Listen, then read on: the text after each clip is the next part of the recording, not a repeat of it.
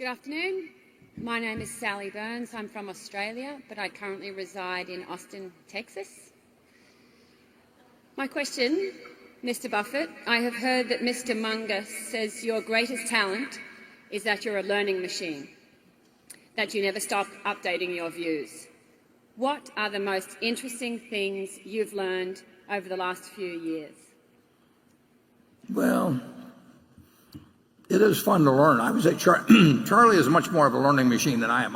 I'm a specialized one, and he does as well as I do in my specialty, and then he's got a much more general absorption rate than I have about what's going on in the world. But it's a world that gets more fascinating all the time, and a lot of fun can occur when you learn you were wrong on something.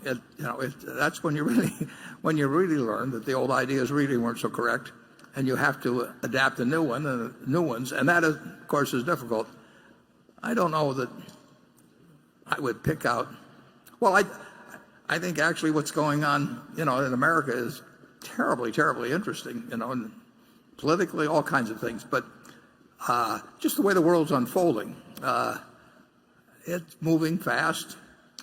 I do enjoy trying, to figure out not only what's going to happen, but what's even happening now. But I don't think I've got any special insights that would be useful to you. But maybe Charlie does.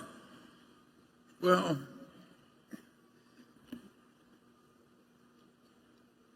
I think buying the Apple stock is a good sign in Warren. And now he did run around Omaha and ask if he could take his grandchildren's tablets away. And I mean, he did market research, and I do think we keep learning, and more important, we don't unlearn the old tricks, and that is really important. You look at the people who try and solve their problems by printing money and lying and so forth. Take Puerto Rico. Who would have guessed that a territory of the United States would be in bankruptcy? Well, I would have predicted it because they behaved like idiots. And we did not buy any Puerto Rico bonds. No. And if you go to Europe, you look at the government bond portfolios we're required to hold in Europe. There's not only no Greek bonds, they're the bonds of nobody but Germany. Just everywhere you look in Berkshire, somebody is being sensible. And that is a great pleasure. And to combine that with being very opportunistic, so that when something comes along, like a panic, it's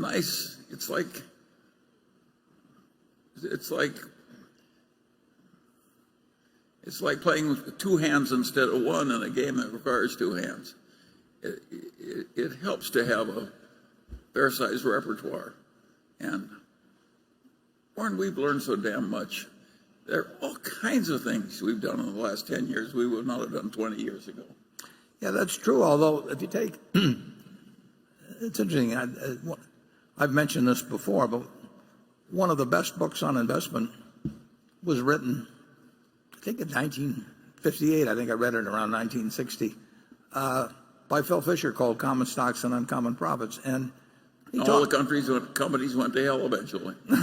But it talked about the importance, or the usefulness of what he called the scuttlebutt method. And that was something I didn't learn from Graham, but every now and then it's turned out to be very useful. Now, it doesn't solve everything, and there's a whole lot of more aspects. I saw you do it with American Express and the salad oil scandal. Yeah. You're still doing it on Apple, decades later. Yeah, it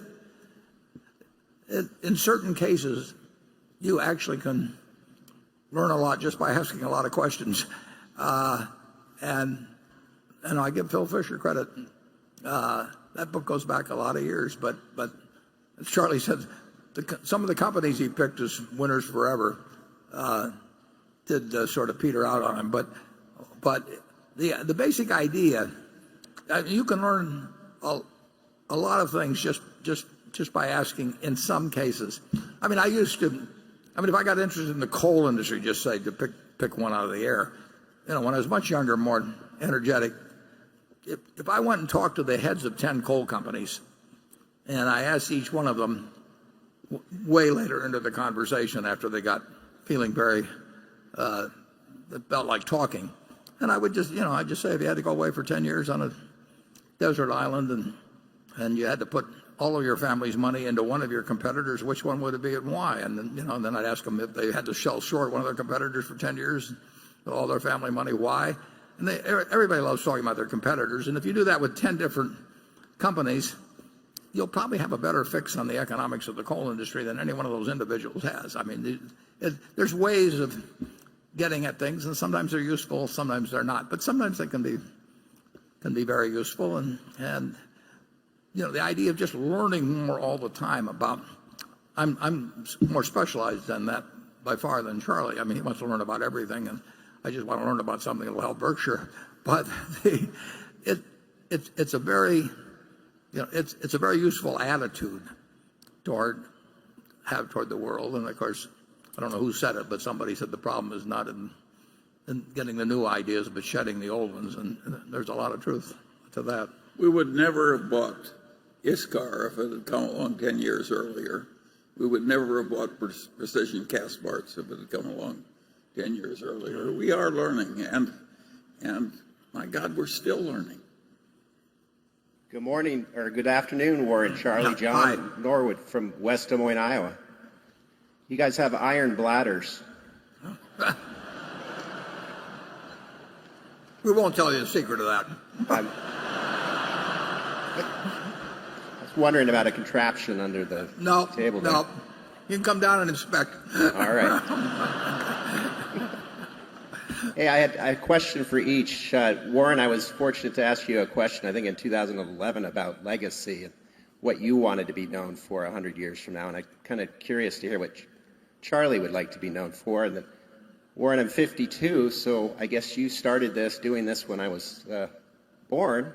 And I'm kind of interested in a memory from your first annual meeting. My first memory when Warren got on this subject, and they asked him what he wanted said at his funeral. He said, I want them to all be saying that's the oldest looking corpse I ever saw. and That may be the smartest thing I ever said. No, well, with me, very simple. I really like teaching, so basically that I've been doing it formally, and you can say somewhat informally, all my life, and I certainly had the greatest teachers you can imagine. So if somebody thought that I did a decent job at teaching, I'd feel very good about that.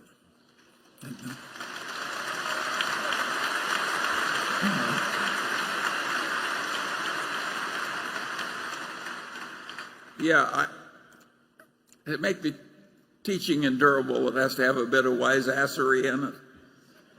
And that we've both been able to supply. And for those of you who are old-time basketball fans, I might mention that on Wilt Chamberlain's tomb it was reputed that it was going to say, "At last I sleep alone." Okay, station 9. Good afternoon, Mr. Munger and Mr. Buffett. My name is Ji Wenyan, and I'm come from China. It's my first time to come to this meeting, and I think I'm very lucky to have a chance to ask questions. We're glad to have you. Thank you. And everyone has personal dreams, and at different ages, maybe dreams will come differently. And what's your dream now? Charlie, we'll let you go. I didn't quite hear that. Well, what's your dream now? She says, My dream. Well, let's skip the first one.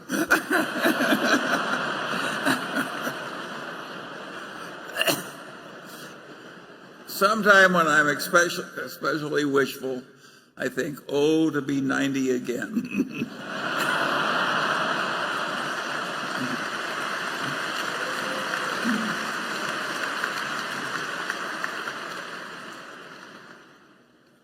And I got some advice for the young. If you've got anything you really want to do, don't wait till you're 93. No, do it. No, that's the same thing I would tell students is that you can't always find it the first time or the second time, but when you go out in the world, look for the job that you would take if you didn't need a job. I mean, don't postpone that sort of thing. Somebody, I think it was Kierkegaard, said that life must be evaluated backwards, but it must be lived forwards. And you want to sort of. Charlie says all he wants to know is where he'll die, so he'll never go there. And so you do want to do a certain amount of reverse engineering in life. I mean, that doesn't mean you can do everything that way, but you really want to think about what will make you feel good when you get older about your life, and you at least generally want to keep going in that direction. And you need some luck in life, and you got to accept some bad things that are going to happen as you go along. But life has been awfully good to me and Charlie, so we have no complaints. What you don't want to be is like the man when they held his funeral and the minister said, now it's the time for somebody to say something nice about the deceased. And nobody came forward. He said, surely somebody can say something nice about the deceased. And nobody came forward. And finally one man came up and he said, his brother was worse. Yeah.